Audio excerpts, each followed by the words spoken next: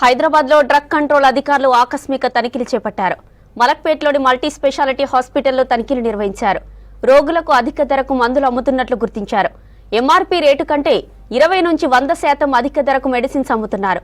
పేషెంట్ల దగ్గర మెడికల్ బిల్లులను స్వాధీనం చేసుకున్న డీసీ అధికారులు విచారిస్తున్నారు. హైదరాబాద్ లో డ్రగ్ కంట్రోల్ అధికారులు ఆకస్మిక తనిఖీలు చేపట్టారు. మలక్పేట్లోని మల్టీ స్పెషాలిటీ హాస్పిటల్లో తనిఖీలు నిర్వహించారు. రోగులకు అధిక ధరకు మందులు అమ్ముతున్నట్లు గుర్తించారు. ఎంఆర్పీ రేటు కంటే 20 నుంచి 100% అధిక ధరకు మెడిసిన్స్ అమ్ముతున్నారు.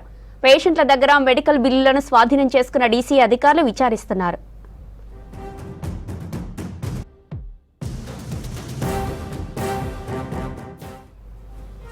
హైదరాబాద్ లో డ్రగ్ కంట్రోల్ అధికారులు ఆకస్మిక తనిఖీలు చేపట్టారు.